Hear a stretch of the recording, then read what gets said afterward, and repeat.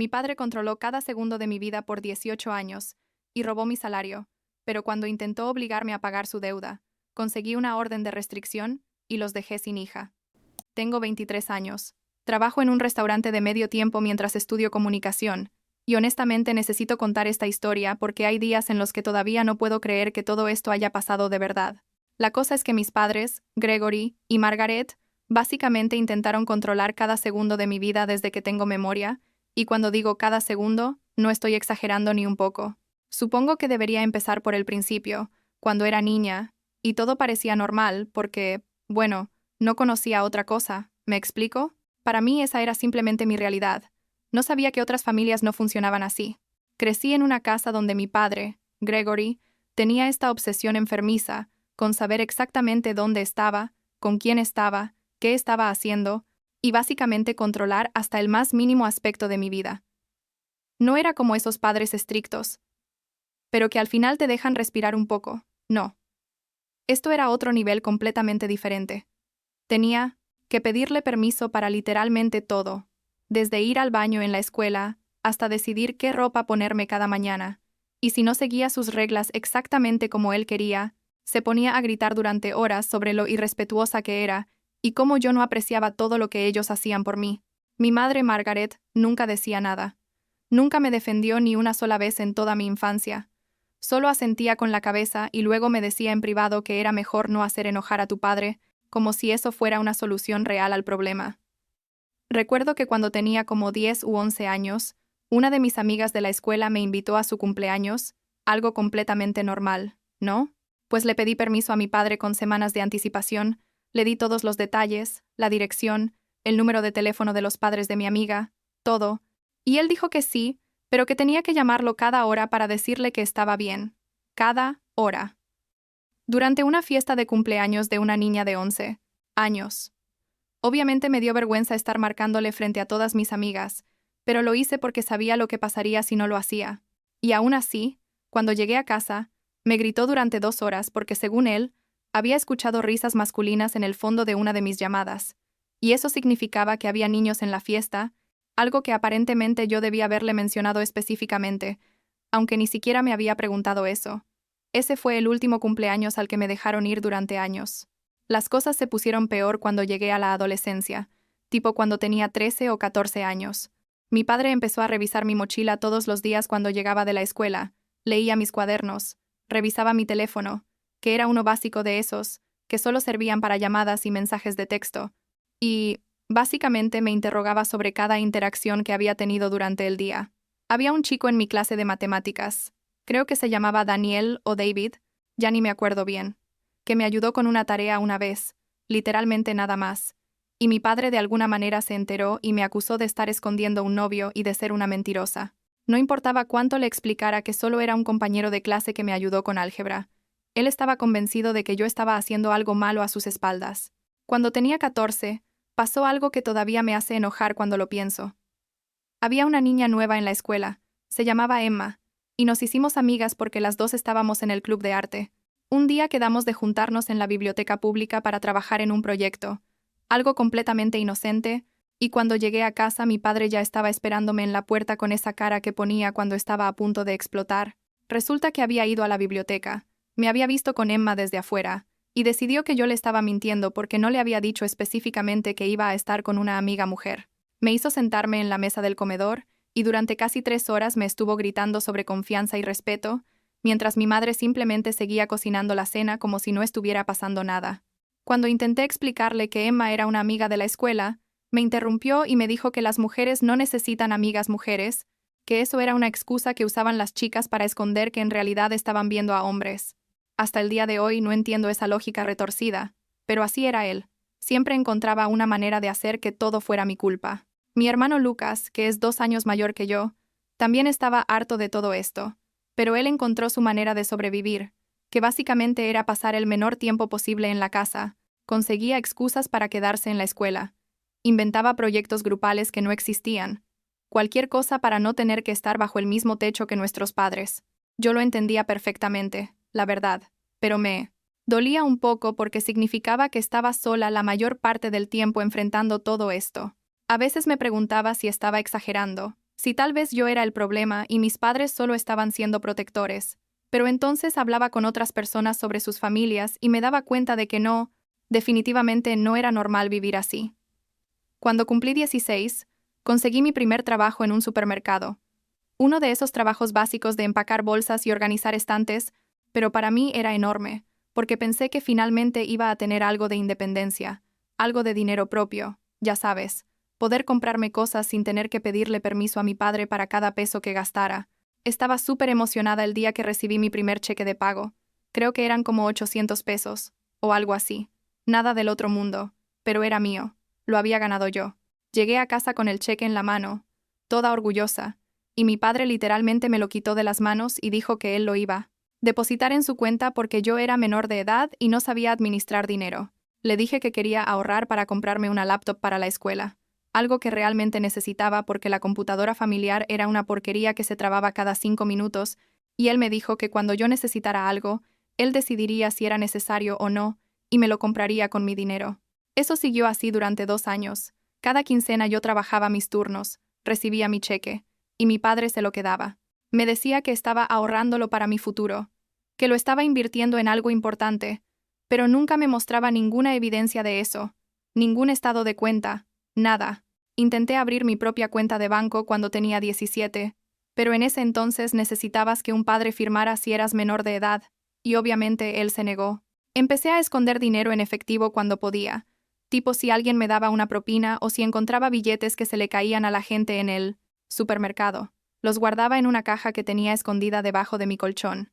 Llegué a juntar como 3,000 pesos en varios meses, y estaba tan orgullosa de mí misma por tener ese pequeño fondo de emergencia, pero un día llegué de la escuela, y mi padre estaba ahí con la caja en la mano, vacía, y me dio otro de sus sermones sobre la deshonestidad y cómo esconder cosas de tus padres era una señal de que estabas haciendo algo malo. Se quedó con ese dinero también, por supuesto. Creo que ese fue el momento en que realmente decidí que en cuanto cumpliera 18, me iba a largar de esa casa, pasara lo que pasara. No sabía cómo exactamente. No tenía dinero ahorrado gracias a mi padre, pero sabía que tenía que salir de ahí porque si me quedaba un día más del necesario, iba a perder la cabeza completamente. Le conté mi plan a Lucas, y él me apoyó totalmente. Me dijo que era lo mejor que podía hacer y que él también estaba planeando irse en cuanto terminara su carrera técnica. Empecé a buscar opciones, preguntar a compañeros de trabajo, si conocían cuartos baratos en renta, revisar grupos en Facebook, lo que fuera. El día que cumplí 18 fue raro. Tipo me desperté y pensé, ok, legalmente soy adulta ahora, pero no sentía ninguna diferencia real porque todavía estaba en la misma casa con las mismas reglas absurdas. Fui a trabajar ese día. Era un turno normal. Y cuando terminé fui directo al banco y abrí mi propia cuenta, por fin sin necesidad de que nadie firmara por mí. Cambié toda mi información de nómina para que mi siguiente cheque se depositara en mi cuenta nueva, no en la de mi padre. Y la sensación de hacer eso fue increíble, como si finalmente estuviera tomando control de algo en mi vida. Obviamente no le dije nada a mis padres sobre esto porque sabía que iba a haber drama, pero ya no me importaba. Tenía 18, era mayor de edad, y ellos ya no podían obligarme legalmente a hacer nada. Encontré un cuarto en renta como a 3 semanas de cumplir los 18, era en una casa donde vivían otras 3 personas, todos estudiantes universitarios o gente que trabajaba de medio tiempo, y el cuarto era súper pequeño, básicamente cabía una cama individual y un escritorio chiquito, pero costaba como 2,500 pesos al mes, incluyendo servicios, algo que yo podía pagar con mi trabajo. Le dije al dueño que sí, que lo tomaba, y empecé a planear cómo le iba a decir a mis padres. Parte de mí quería simplemente irme sin decir nada, desaparecer mientras ellos estuvieran fuera, pero Lucas me convenció de que tenía que decirles aunque fuera por mensaje o por teléfono, porque si no iban a empezar a buscarme y hacer todo un show. Se los dije una semana antes de mudarme, durante la cena, porque pensé que tal vez si estábamos todos ahí no haría una escena tan grande. Qué ingenua fui, la verdad. Le dije a mi padre, oye, encontré un lugar donde vivir y me voy a mudar la próxima semana. Voy a seguir trabajando y voy a empezar la universidad en el semestre que viene. Él se quedó callado como 5 segundos, lo cual era raro porque usualmente empezaba a gritar de inmediato, y luego se rió, pero no era una risa normal. Era una risa tipo burlona, y me dijo que yo no iba a durar ni un mes sola, que iba a volver rogando por ayuda, que no tenía idea de lo difícil que era la vida real. Mi madre solo negaba con la cabeza y decía cosas como, Vas a arruinar tu vida. ¿Quién te crees que eres? Todo eso. Les dije que mi decisión estaba tomada, que ya había firmado el contrato del cuarto y que me iba a ir de todas maneras, con o sin su aprobación. Los siguientes días fueron horribles. Mi padre oscilaba entre ignorarme completamente y gritarme sobre lo irresponsable y egoísta que era. Mi madre hacía comentarios pasivo-agresivos todo el tiempo sobre cómo yo iba a fracasar y luego no iba a poder volver porque ya habría quemado todos los puentes. Lucas me ayudó a empacar mis cosas en secreto. Yo, básicamente no tenía nada. La verdad, un par de maletas con ropa, algunos libros, mi laptop vieja que había logrado comprar con dinero que junté, vendiendo cosas que ya no usaba, y ya. El día que me fui, mi padre ni siquiera salió de su cuarto. Mi madre estaba en la cocina, pero tampoco me dijo adiós ni nada. Solo Lucas me ayudó a llevar mis cosas al carro de un amigo que me iba a llevar a mi nuevo lugar. Los primeros meses viviendo sola fueron difíciles, no voy a mentir, pero no de la manera que mis padres pensaban. No era que no pudiera pagar la renta o que no supiera cómo cuidarme. Era más bien que estaba desaprendiendo años y años de estar controlada constantemente. Había veces que me daba ansiedad salir sin decirle a nadie a dónde iba o cuándo iba a regresar, porque estaba tan acostumbrada a tener que reportar cada movimiento que me sentía raro no hacerlo. Pero al mismo tiempo, poco a poco empecé a disfrutar esa libertad. Tipo, podía decidir qué comer, a qué hora dormir. Si quería salir con amigos sin tener que pedir permiso, era increíble. Me inscribí en la universidad para estudiar comunicación, algo que siempre me había interesado pero que mi padre decía que era una carrera inútil, y empecé a trabajar 2 empleos, uno en el supermercado todavía y otro en un restaurante los fines de semana, para poder pagar todo. Durante casi un año, mis padres y yo básicamente no nos hablamos. Creo que intercambiamos mensajes de texto tal vez 3 o 4 veces. Cosas súper superficiales tipo, ¿está bien o qué tal? Pero nada real. Lucas me mantenía actualizada sobre lo que pasaba en la casa. Me decía que nuestros padres estaban igual que siempre, que mi padre seguía quejándose de mí y diciendo que yo había sido una hija malagradecida, todo el discurso usual. Yo estaba bien con eso. La verdad, no los extrañaba para nada. Me sentía más libre y más feliz de lo que había estado en años. Estaba haciendo amigos en la universidad, estaba yendo bien en mis clases. Tenía mi propio espacio. Era exactamente lo que necesitaba. Todo cambió cuando llegó el paquete. Tenía 19 años en ese momento. Llevaba como 1 año y medio viviendo sola.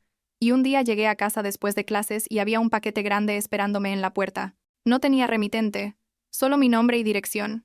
Y cuando lo abrí me encontré con un montón de papeles, tipo documentos legales, contratos, estados de cuenta y una carta de mi padre. La carta básicamente decía que él y mi madre habían sacado un préstamo grande hace años para iniciar un negocio que nunca funcionó, que ahora estaban en deuda por como 400,000 pesos. Sí, leíste bien, 400,000 pesos, y que como yo era su hija, era mi responsabilidad ayudarlos a pagar esa deuda. Los documentos que me mandó eran papeles intentando añadirme como codeudora o algo así. No soy experta en leyes, pero básicamente querían que yo firmara para hacerme legalmente responsable de su deuda. Me quedé ahí sentada en el piso de mi cuarto leyendo todo esto, y no podía creer lo que estaba viendo. Primero que nada, yo no tenía idea de que ellos habían sacado un préstamo, nunca me dijeron nada sobre ningún negocio, y ahora de repente querían que yo, que apenas podía pagar mi renta y mis gastos universitarios trabajando 2 empleos, me hiciera cargo de casi $500,000 de deuda que ellos habían acumulado. La carta de mi padre tenía ese tono manipulador que también conocía, diciendo cosas como, sabemos que harás lo correcto, tu familia te necesita, así es como las familias se apoyan, todo diseñado para hacerme sentir culpable. Lo primero que hice fue llamar a Lucas y preguntarle si él sabía algo de esto. Me dijo que sí, que nuestros padres le habían pedido lo mismo hace unos meses, pero él se negó, y que aparentemente ahora venían por mí. Me explicó que el negocio del que hablaban en la carta era una idea que mi padre tuvo, como 5 años atrás, algo relacionado con inversiones inmobiliarias, que él metió todo el dinero que tenían y más, que obviamente no funcionó, y que ahora estaban desesperados porque los bancos ya los estaban presionando para pagar. Lucas me dijo muy claramente, no firmes nada, no es tu responsabilidad, déjalos que resuelvan su propio desastre. Esperé 2 días antes de responder, principalmente porque estaba tan enojada que sabía que si les llamaba de inmediato iba a decir cosas de las que tal vez me arrepentiría, aunque honestamente, hasta hoy no sé si realmente me hubiera arrepentido de nada. Finalmente les marqué. Mi padre contestó. Y antes de que pudiera decir hola, Ya estaba con su discurso sobre responsabilidad familiar y cómo yo les debía todo porque ellos me criaron y me dieron un techo durante 18 años. Le dije que no iba a firmar nada, que esa deuda era de ellos y que yo no tenía nada que ver con sus decisiones financieras. Se puso furioso. Empezó a gritar que yo era una egoísta, que era una mala hija, que después de todo lo que habían hecho por mí así era como les pagaba. Todo el show dramático usual. Mi madre se metió en la llamada también, y usó la táctica diferente, la de hacerme sentir culpable pero de forma más sutil, diciendo cosas como, pensé que te habíamos criado mejor, una hija que ama a sus padres, no los dejaría en esta situación, ¿qué va a pensar la gente de ti? Le dije que me daba igual lo que pensara la gente, que ellos habían controlado mi vida durante 18 años, se habían quedado con mi dinero durante 2 años de mi trabajo, y ahora querían añadirme a su deuda masiva, y que eso era completamente inaceptable. Colgué antes de que pudieran seguir hablando porque literalmente sentía que me iba a dar un ataque de ansiedad si seguía escuchándolos. Decidí enviarles una carta, porque quería tener todo por escrito y que quedara claro cuál era mi postura. Básicamente les dije que no iba a firmar ningún documento, que no iba a hacerme responsable de su deuda, que ellos eran adultos que tomaron decisiones financieras sin consultarme y ahora tenían que vivir con las consecuencias. También les dije que si volvían a contactarme sobre este tema, iba a considerar tomar medidas legales, porque mandarme esos documentos sin mi consentimiento y presionarme para firmar algo así, me parecía súper turbio legalmente hablando. Terminé la carta diciéndoles que necesitaba espacio y que no quería que me contactaran por un tiempo indefinido. Obviamente eso no funcionó, porque mis padres no saben lo que significa respetar límites. Durante las siguientes semanas me llamaban a todas horas, me mandaban mensajes de texto, emails, incluso mi madre apareció en mi trabajo un día intentando hablar conmigo, lo cual fue súper incómodo porque mis compañeros se dieron cuenta de que algo pasaba. Cada mensaje era alguna variación de lo mismo: guilt trips sobre ser mala hija, amenazas, veladas sobre cómo iba a arrepentirme, intentos de manipulación emocional diciendo que estaban a punto de perder su casa, cosa que Lucas después me confirmó que era mentira. No estaban ni cerca de perder su casa.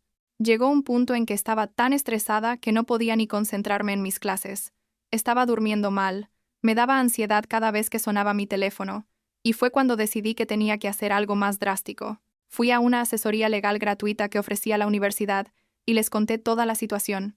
El abogado que me atendió me dijo que yo tenía opciones, que si el acoso continuaba podía solicitar una orden de restricción, y me ayudó a documentar todas las llamadas, mensajes y apariciones no solicitadas de mis padres.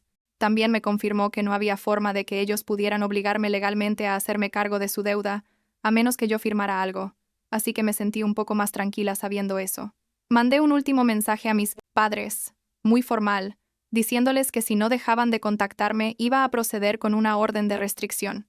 Mi padre respondió con un mensaje largo lleno de insultos, básicamente diciéndome que yo estaba muerta para él, que no tenía hija, que era una vergüenza para la familia, todo muy dramático y hiriente, pero también tipo liberador en cierta forma, porque significaba que finalmente iba a tener paz. Mi madre mandó algo más corto, diciendo que algún día iba a entender lo que hice y me iba a arrepentir, pero que ya era demasiado tarde para arreglar las cosas.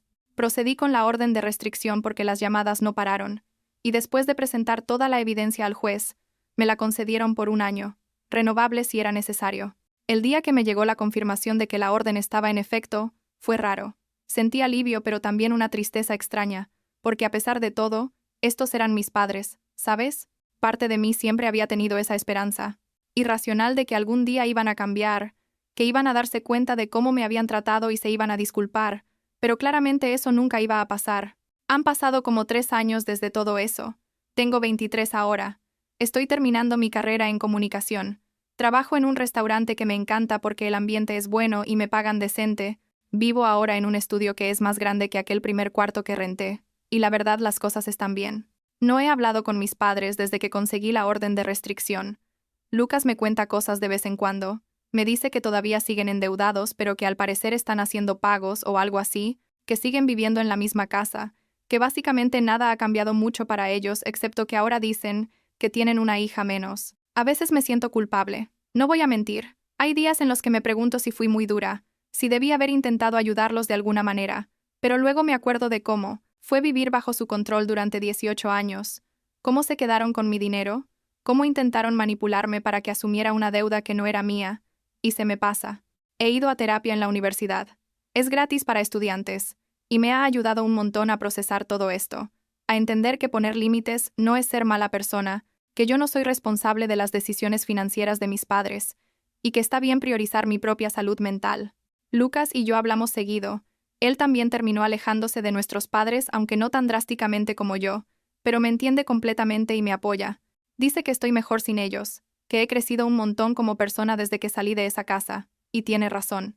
Tengo amigos ahora, amigos reales que me conocen y me quieren por quien soy. Tengo una vida que yo elegí, estoy estudiando algo que me gusta, y no tengo que pedirle permiso a nadie para existir. Todavía hay cosas que estoy trabajando, tipo la ansiedad que me da, veces cuando pienso que alguien me está controlando, o cuando siento que tengo que explicar todo lo que hago, pero voy mejorando poco a poco. La semana pasada tuve mi última sesión de terapia del semestre, y mi terapeuta me preguntó cómo me sentía sobre toda esta situación ahora con perspectiva, y le dije que me siento libre, que por primera vez en mi vida siento que soy yo misma sin tener que moldearme a las expectativas de alguien más, y eso, supongo, es suficiente por ahora.